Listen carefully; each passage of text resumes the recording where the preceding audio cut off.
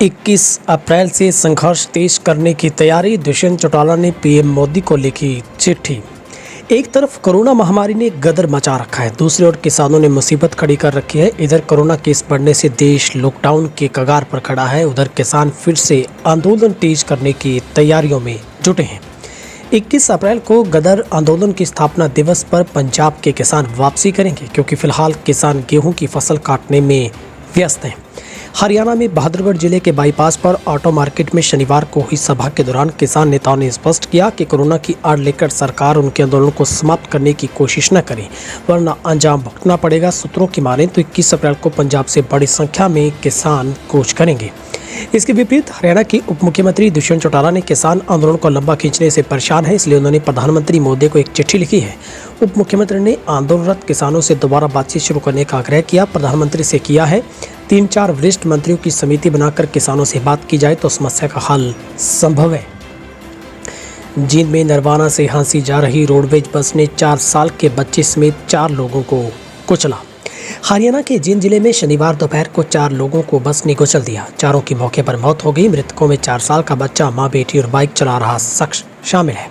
हादसा गांव खापड़ के नजदीक हुआ। मां, बेटी और बच्चा कपड़ा खरीदने के लिए उचाना जा रहे थे। तीनों ने गांव के बस अड्डे से बाइक सवार से लिफ्ट ली थी। जो उनके साथ लिफ्ट लेने वाले थे वे भी जानलेवा साबित हुई। उचाना थाना पुलिस ने बस चालक के खिलाफ मामला दर्ज किया है। देश में हर दिन कोरोना तोड़ रहा रिकॉर्ड। बीते 24 घंटों में 2.33 लाख ज्यादा नए मामले। हर दिन कोरोना वायरस के मामले बढ़ोतरी दर्ज कर रहे हैं। एक्टिव केसों की संख्या में भी तेजी से इजाफा हो रहा है। देश में कोरोना वायरस की दूसरी लहर से कोहराम मचा है। हरियाणा में प्रदेश स्तरीय कमेटी का गठन, 19 को 20 लेंगे बैठक। हरियाणा में कोरोना संक्रमण के बढ़ते हुए मामलों को देखते हुए प्रदेश स्तरीय कमेटी का गठन किया गया। हरियाणा के स्वास्थ्य मंत्री अनिल विज की अध्यक्षता में गठित कमेटी की पहली बैठक सोमवार को दोपहर बाद मंत्री के ऑफिस हरियाणा सचिवालय में होगी। हरियाणा सरकार के मुख्य सचिव विजय वर्धन की ओर से कमेटी के गठन की सूचना जारी की गई है। कमेटी में हरियाणा के स्वास्थ्य मंत्री विज के अलावा राज्य के विभिन्न मुख्य विभागों के मुखिया, अतिरिक्त मुख्य सचिव, प्रमुख सचिव शामिल किए गए हैं। सोमवार को 3 बजे हरियाणा सचिवालय 8वें फ्लोर पर गृह स्वास्थ्य मंत्री अनिल विज के ऑफिस में अहम बैठक होगी, जिसमें हरियाणा राज्य के कोविड-19 मामलों और इंतजाम को लेकर गहन समीक्षा की जाएगी। केएमपी पर डिवाइडर से टकराकर पलटी कार, 2 छात्रों की मौत। केएमपी पर टोल प्लाजा के आगे बारोटा के पास देर रात XUV 500 अनियंत्रित होकर डिवाइडर से टकराने के बाद पलट गई। हादसे में कार सवार 2 छात्रों की मौत हो गई, उनका तीसरा साथी चोटिल हो गया। हाईवे पेट्रोलिंग एम्बुलेंस ने दोनों छात्रों के शवों को सामान्य हॉस्पिटल पहुंचाया। पुलिस ने शनिवार को पोस्टमार्टम करवाने के बाद परिजनों को शव सौंप दिए हैं। गांव मुहाना निवासी सौरभ व उसका साथी अंकुश शुक्रवार को अपने दोस्त यूपी के जिला बागपत के गांव जोड़ी के सचिन के घर गए थे। आंदोलन खत्म करने के सुझाव पर किसानों का जवाब, मानवता बची है तो पहले सीएम और डिप्टी सीएम दे इस्तीफा। केंद्रीय कृषि कानूनों के विरोध में दिल्ली बॉर्डर पर 4.5 महीनों से डटे किसानों को लेकर मुख्यमंत्री खट्टर और उप मुख्यमंत्री दुष्यंत के सुझाव पर किसान संयुक्त मोर्चा ने 2 टूक जवाब देते हुए कहा, अगर मानवता बची है तो पहले दोनों नेताओं को अपने पदों से इस्तीफा देना चाहिए। संयुक्त किसान मोर्चा ने कहा कि किसानों के ऊपर लाठियां चलवाने, उन्हें हटाने के लिए वाटर कैनन का प्रयोग करवाने वाली सरकार किसानों को मानवता का पाठ न पढ़ाए। किसान नेताओं ने डिप्टी सीएम दुष्यंत चौटाला को नसीहत दी कि अगर असलियत में उन्हें किसानों की चिंता है तो प्रधानमंत्री को पत्र लिखने की बजाय इस्तीफा लिखकर भेजें। अगर उप मुख्यमंत्री ऐसा करते हैं तो किसान उनके इस कदम का स्वागत करेंगे। किसान संयुक्त मोर्चा की ओर से कहा गया है कि हरियाणा के मुख्यमंत्री खट्टर का कहना है कि मानवता के आधार पर किसानों को धरना उठा लेना चाहिए। वहीं दुष्यंत चौटाला ने भी प्रधानमंत्री को पत्र लिखकर किसानों से बातचीत का न्योता लेने की बात कही है। युवाओं के लिए घातक बन रहा कोरोना का नया स्ट्रेन, बच्चे भी आ रहे चपेट में। कुछ दिन के नवजात बच्चे भी कोरोना की चपेट में आ रहे हैं। 15 से 30 वर्ष तक के करीब 30% नौजवान लोगों में भी संक्रमण दिख रहा है। प्रदेश में फिर हो सकती है बारिश, बदलेगा मौसम का मिजाज। पश्चिमी विक्षोभ के आंशिक प्रभाव के चलते दूसरे दिन भी प्रदेश के कई हिस्सों में बूंदाबांदी हुई है। हिसार, जींद, भिवानी में सुबह के समय बूंदाबांदी हुई तो दिन भर धूप खिली रही। पिछले 24 घंटों में बूंदाबांदी होने से लोगों को एक और गर्मी से राहत मिली। वहीं दूसरी ओर किसानों के लिए मुश्किलें बढ़ी हैं। हल्की बारिश के कारण अनाज मंडी में खुले आसमान के नीचे रखा गेहूं भीग गया है, जिसमें शनिवार को दिन भर धूप में सुखाते नजर आए किसान। इसके अलावा किसानों ने मौसम के बिगड़े मिजाज को देखते हुए कहीं कटाई तेज कर दी है। हरियाणा कृषि विश्वविद्यालय के मुताबिक पश्चिमी विक्षोभ के आंशिक प्रभाव के चलते शुक्रवार व शनिवार को प्रदेश के कई जिलों में जहां बूंदाबांदी हुई, वहीं 20 अप्रैल को बदलवाई रहने बीच बीच में तेज हवाएं चलने की संभावना है। कोरोना को लेकर हरियाणा सरकार ने लिया बड़ा फैसला, अधिकारी कर्मचारी घर से करेंगे काम। हरियाणा सरकार ने कोविड-19 के लगातार तेजी से बढ़ते मामलों को देखते हुए अंडर सेक्रेटरी एवं समकक्ष के उसके नीचे के अधिकारी कर्मचारी घर से काम कर सकेंगे। साथ ही कार्यालयों में उपस्थित 50% करने का निर्णय भी लिया गया है। हरियाणा के मुख्य सचिव कार्यालय की तरफ से जारी निर्देशों में कहा गया कि डिप्टी सेक्रेटरी और उसके ऊपर के स्तर के अधिकारी नियमित रूप से कार्यालय आएंगे। 50% कर्मियों को कार्यालय बुलाने के लिए संबंधित विभागाध्यक्षों को रोस्टर बनाने के निर्देश दिए गए हैं। जेल में बंदी ने बिजली केबल से लगाई फांसी। उचाना थाना के बहुचर्चित चुरापोसत मामले के आरोपित ने जिला कारागार में बिजली केबल से फांसी का फंदा लगा लिया, लेकिन ब्लॉक निगरान का ध्यान उसकी तरफ चला गया। तुरंत फांसी के फंदे से उतारकर सामान्य हॉस्पिटल में पहुंचाया है। बहादुरगढ़ में वक्फ बोर्ड की जमीन को लेकर विवाद गरमाया, ग्रामीणों ने दी चेतावनी।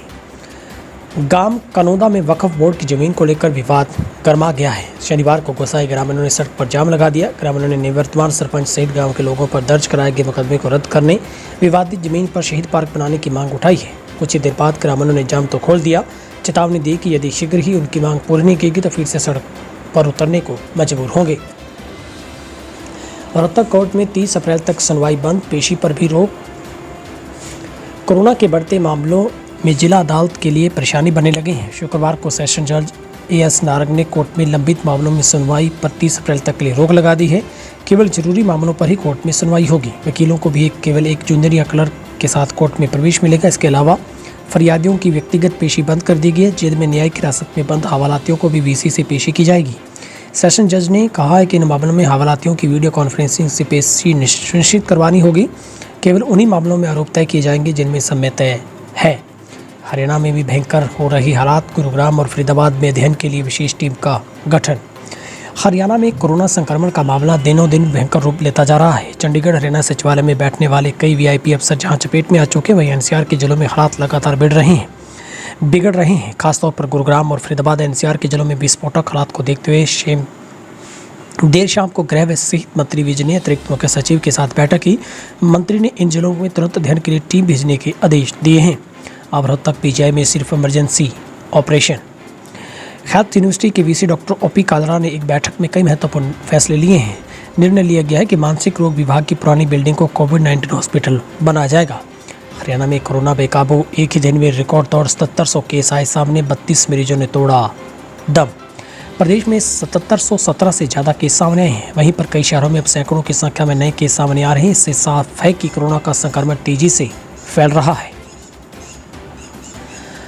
हरियाणा में कुल संक्रमित मरीजों का आंकड़ा 3,49,794 पर पहुंचा है। ठीक होने वालों की संख्या 3,07,850 पर पहुंची है, जहां पर गुरुग्राम से एक ही दिन में सबसे ज़्यादा रिकॉर्ड तौर 2549 केस सामने आए हैं। फरीदाबाद से 987, सोनीपत से 640, हिसार से 507, अम्बाला से 173, करनाल से 470, पानीपत से 250, रोहतक से 70, रेवाड़ी से 46, पंचकुला से 349, कुरुक्षेत्र से 201, यमुनानगर से 225, सिरसा से 231, महेंद्रगढ़ से 31, भिवानी से 150, झज्जर से 122, पलवल से 40, फतेहाबाद से 224, कैथल से 139, जींद से 271, नूंह से 12 और चरखी दादरी से 17 मरीज कोरोना पॉजिटिव पाए गए। हरियाणा में लॉकडाउन लगाने को लेकर कांग्रेस के विधायक ने की मांग। हरियाणा में कोरोना के बढ़ते केसों को देखते हुए हरियाणा सरकार ने कड़े फैसले लिए हैं। सरकार ने प्रदेश में रात 10 बजे से लेकर सुबह 6 बजे तक नाइट कर्फ्यू लगाया। वहीं प्रदेश के सभी हिस्सों में पुलिस ने सख्ती बढ़ाई है। प्रदेश में कोरोना से निपटने के लिए सख्ती से निपटने के आदेश जारी किए गए। बिना मास्क नियमों का पालना करने वालों पर सख्ती से कार्रवाई होगी। रेवाड़ी से कांग्रेस के विधायक चरणजीत सिंह राव ने सरकार से हरियाणा में लॉकडाउन लगाने की मांग की है। उन्होंने कहा कि लॉकडाउन से ही कोरोना के संक्रमण को रोका जा सकता है। बाइक कार पर अकेले होने पर भी लगाना होगा मास्क, नहीं तो होगा जुर्माना। हरियाणा में कोरोना के बढ़ते खतरे को देखते हुए अब सख्ती बढ़ानी शुरू कर दी गई है। डीआईजी बलवान सिंह राणा ने पुलिस कर्मचारियों अधिकारियों को कोरोना के नियमों का सख्ती से पालन करने के निर्देश दिए हैं। जहां पर डीआईजी ने कहा कि सभी थाना प्रबंधक, चौकी इंचार्ज, पुलिस लाइन प्रबंधक, अपराध शाखाएं अपने अपने अधीन तैनात कर्मचारियों को कोरोना से संबंधित दायित्वों के बारे में अच्छी तरह से ब्रीफ करेंगे। निर्देश देंगे कि तमाम पुलिस कर्मचारी मास्क का प्रयोग करें। हरियाणा के सीएम मनोहर लाल ने दिया कोरोना को हराने का मंत्र, प्रदेश में 42 पेज की एडवाइजरी जारी। हरियाणा के मुख्यमंत्री खट्टर ने प्रदेशवासियों को कोरोना को हराने का मंत्र दिया है। उन्होंने कहा कि स्वयं की सावधानी से कोरोना को हराया जा सकता है। कोरोना से हारना नहीं बल्कि उससे हराने के लिए सावधानी बरतनी होगी। अनिवार्य रूप से मास्क पहनना होगा। शारीरिक दूरी बनाए रखने के साथ साथ सार्वजनिक स्थानों पर भीड़ से बचना होगा। प्रदेश के सभी हॉस्पिटलों में चिकित्सा सुविधाएं पूरी की गई हैं। सरकार के दावों की खुली पोल, किसानों से माफी मांगे सीएम अभय चौटाला का वार। इनेलो के प्रधान महासचिव अभय चौटाला ने चंडीगढ़ में प्रेस वार्ता के दौरान कहा कि सरकार के उन सभी दावों की पोल खुल गई जो कह रहे थे कि मंडियों में किसान के गेहूं खरीद के पुख्ता इंतजाम किए गए हैं, किसी तरह की दिक्कत किसानों को नहीं होगी। उन्होंने सरकार के उन दावों को खारिज कर बड़े आरोप लगाते हुए कहा कि किसानों को कैसे लूटा जाए, इसके लिए गेहूं की नमी का जो 14% का पैमाना था उसे 12% कर दिया गया है। बड़ी लूट मंडी में मचा रखी है। 50 किलो का बैग, उसमें 51 किलो गेहूं भरी जा रही है। जहां प्रति बैग 1 किलो गेहूं किसानों का कम किया जा रहा है, वहीं पर उसे 1 किलो गेहूं का पैसा सत्ता में बैठे लोगों की जेबों में भरा जा रहा है। रोडवेज की बसों में सरेआम उड़ रही कोरोना की नियमों की धज्जियां। देश में बढ़ते कोरोना संक्रमण ने एक बार फिर से देश की चिंताएं बढ़ा दी हैं। आए दिन कोरोना के चौंकाने वाले मामले सामने आए। हरियाणा सरकार ने इस प्रदेश में सख्ती करने के निर्देश जारी किए, लेकिन हरियाणा रोडवेज की बसों में कोरोना से बचाव के नियमों को अभी भी धज्जियां उड़ती देखी जा सकती हैं। सिरसा जेल में रेडियो पर जल्द सुनाई देगी 6 बंदियों की आवाज़। सिरसा जेल में रेडियो पर इसी जेल के 6 बंदियों की आवाज़ जल्द सुनाई देगी। पहले 9 बंदियों का ऑडिशन लिया गया है, अब दूसरे दौर में ऑडिशन देकर 6 बंदियों का चयन कर लिया गया है, जो जेल रेडियो पर आयोजित होने वाले कार्यक्रमों का संचालन करेंगे, जिसमें 4 बंदी आजीवन कारावास की सजा काट रहे हैं। सोनीपत के गांव बिदलान में बिजली विभाग की लापरवाही के चलते किसान की 3 एकड़ गन्ने की फसल जलकर खाक हो गई। आग लगने की सूचना दमकल विभाग को देगी। सूचना मिलने के बाद गाड़ियों ने कड़ी मशक्कत के बाद आग पर काबू पाया। चोरों के हौसले बुलंद, पहले की चोरी फिर दुकान को लगा दी आग। अम्बाला में चोरों के हौसले इतने बुलंद हैं कि अब चोर चोरी की वारदात को अंजाम देने के बाद पीछे हर सबूत मिटाने के लिए तैयार हैं। ताज़ा मामला साहा के मीठापुर गांव में ही किराने की दुकान का है, जहां पर चोरों ने दीवार तोड़कर चोरी की वारदात को अंजाम दिया। इतने नहीं, जालिम चोरों ने जाते जाते दुकान को भी आग के हवाले कर दिया। इस घिनौनी हरकत को अंजाम देने के बाद चोर जाते सीसीटीवी कैमरे की तारें तोड़ डीवीआर भी साथ ले गए। रेवाड़ी से चलकर श्री गंगानगर जाने वाली सवारी ट्रेन में दादरी रेलवे स्टेशन पर शुक्रवार दोपहर पिट्ठू बैग में बंद एक करीब 4 से 5 वर्षीय बच्चे का शव बरामद हुआ है। यमुनानगर में एक दुकान में लगी आग ने एक के बाद 6 दुकानों को लिया चपेट में। हरियाणा के यमुनानगर जिले में शनिवार सुबह के बाद 6 दुकानों में आग लगने से हड़कंप मच गया। दुकानें शुगर मिल रोड पर बनी हैं, जिनमें सुबह करीब 5 बजे आग लगी। आग पर काबू पा लिया गया, लेकिन आग में जलकर सभी 6 दुकानों का सामान राख हो गया। करीब 10 लाख रुपए के नुकसान की आशंका है। सभी दुकानों में रिपेयरिंग का काम होता था। आग शॉर्ट सर्किट के कारण लगी। एक दुकान में शॉर्ट सर्किट हुआ, उसके बाद आग ने एक कर 6 दुकानों को अपनी चपेट में लिया। सैर करने वाले लोगों ने देखा तो घटना का पता चला। पानीपत के राजनगर में उद्यमी ने पड़ोसी को नशीले पदार्थ बेचने से टोका तो पड़ोसी ने उद्यमी की फॉर्च्यूनर गाड़ी में आग लगा दी, जिससे गाड़ी का पिछला हिस्सा जलकर राख हो गया। उद्यमी ने एक अन्य पड़ोसी की मदद से आग पर काबू पाया। पुलिस और फॉरेंसिक टीम ने मौके पर पहुंचकर पड़ताल की। 8 मरला पुलिस चौकी में आरोपी पड़ोसी के खिलाफ केस दर्ज किया गया है। फिलहाल आप सभी से यही गुजारिश है, कोरोना से एहतियातन मास्क का इस्तेमाल जरूर करें। कमेंट बॉक्स में आप हमें कहां से देख पा रहे हैं, अपने जिले, गांव और अपना नाम जरूर लिखें।